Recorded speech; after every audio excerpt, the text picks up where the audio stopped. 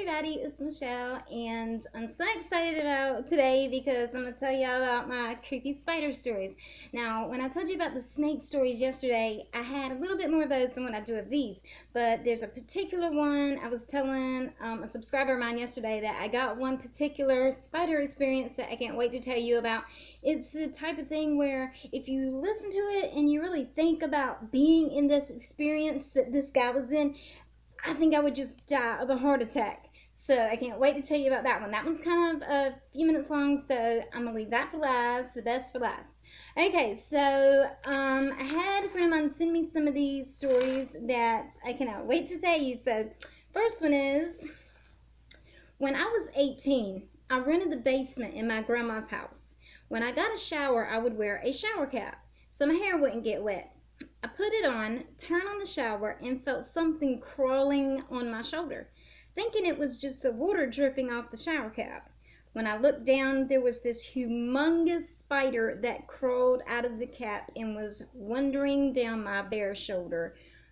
I hate spiders, I hate snakes, but just imagining that happening to you, it freaks you out, right? Okay. When I was just divorced, I lived in a small house by myself. One afternoon, I was watching TV. Hold on. Okay, sorry. One afternoon, I was watching TV, and all of a sudden, a huge spider comes crawling down the front of the TV screen. It was so big. It looked like the size of a tarantula, but I don't think it was a tarantula. When I finally got the courage to smash the spider, teeny tiny thousands of creepy babies ran off in every direction possible. My 5-year-old was coming to stay with me that night. Needless to say, we stayed in a hotel. Can y'all imagine that? Also, back when I lived in North Carolina, I had a couple of friends. They were a couple, and they rented out his parents' basement. And I went over one day to their place, and I went inside and I was like, what's going on? She had a huge piece of paper rolled up, smashing itself on the floor. I was like, girl, what's going on? She was like, we just killed a huge spider. And I know she was exaggerating, but she was like going like this.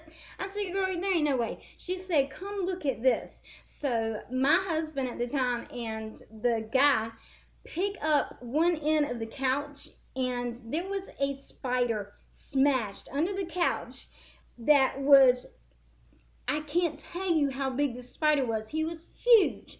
And she said, that's not all.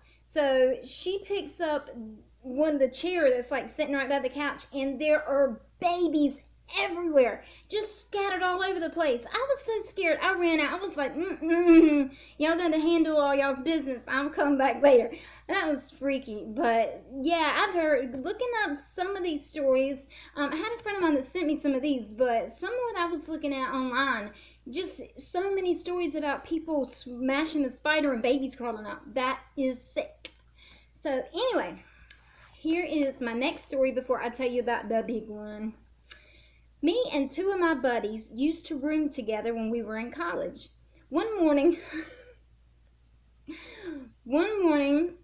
as I was getting dressed for class, I put on my boxers, and after I did, I feel something crawling on me inside of them.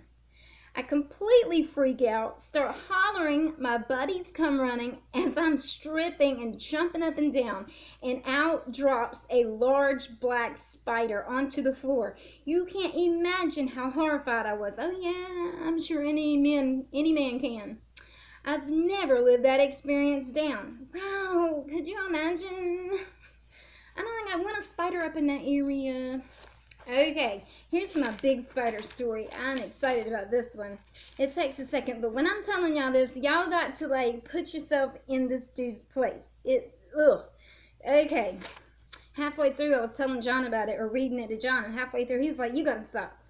Okay, so here we go.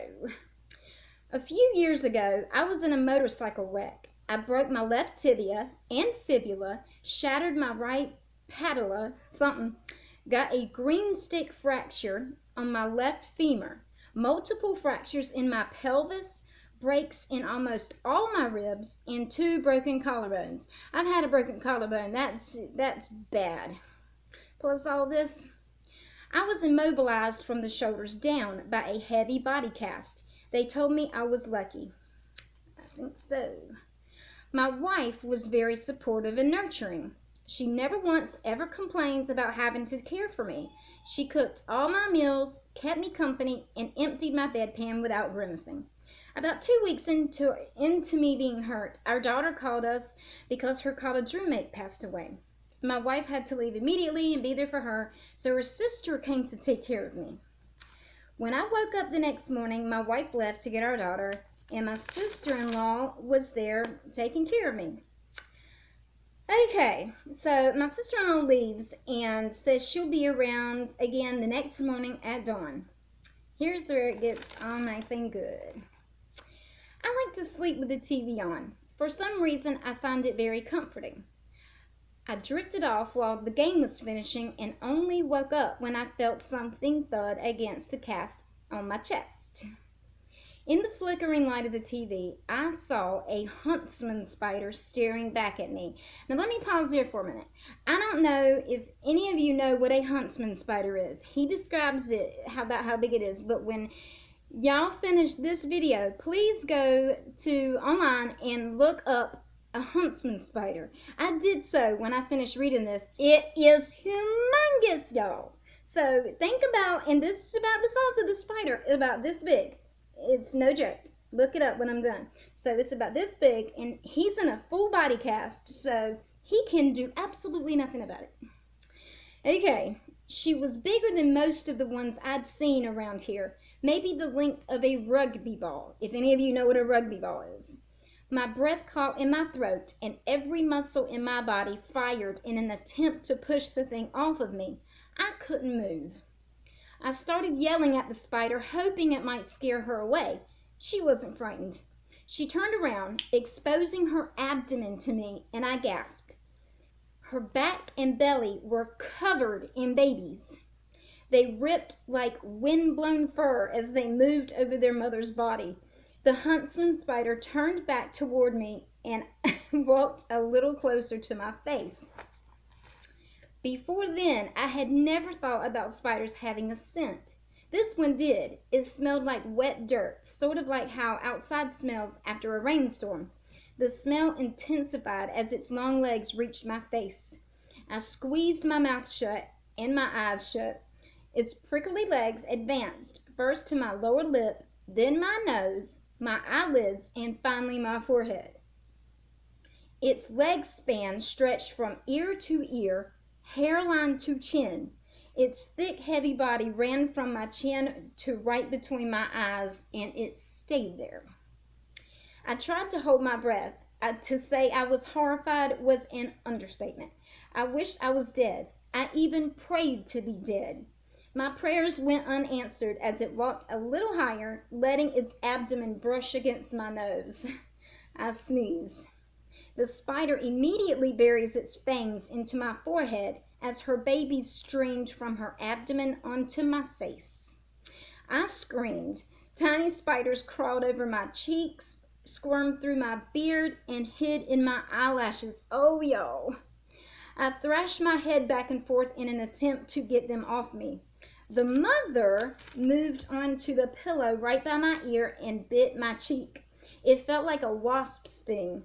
Then she ran over my shoulder and pushed herself through the tiny opening of the cast by my armpit. At this point, I was screaming uncontrollably. A sea of baby arachnids explored my nostrils, my hair, and ligaments snapped as I thrashed, sending white-hot pain through my neck. Trying to move my head after that was excruciating. After the babies disappeared throughout my face and head, the mother explored under my cast. To this day, I have no idea how she was able to compress herself to fit under the thing. She wandered over my chest to my stomach and down to my groin. She exited the cast by the hole nearby, only to move back inside my leg. She stopped at the underside of my knee, and that's where she stayed.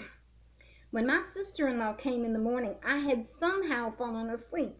I guess the exhaustion brought on by the horror I'd experienced forced my body to shut down, even though my mind was still soaked in terror. Oblivious to the events of the night before, my sister-in-law shook me awake. I started screaming again. I felt the huge huntsman spider behind my knee. She must have been sleeping too, and was startled awake by me yelling. She bit my leg over and over as my sister-in-law tried to calm me down and tried to get me to fill her in on what was happening. By the time I was able to tell her, she looked like she was about to faint. I'd always considered myself somewhat of an arachnophobe, but her fear of them was light years beyond mine. She called emergency services, and they sent a couple of guys who were able to coax her out and kill her. In the end, it was very anticlimactic. Oh my goodness, y'all, that's crazy.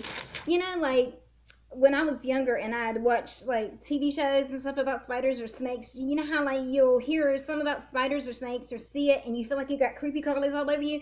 That's how I felt when I read that story. That poor guy. Whew, that was bad. But any of y'all who enjoy these stories, let me know if y'all got anything similar. I'm sure you would probably not like to have anything similar, but if y'all heard some crazy stuff about snakes, spiders, embarrassing stories, scary stories, let me know in the comments. Okay, y'all, I got something good for you tomorrow too. This one's going to be funny, but I will see you then.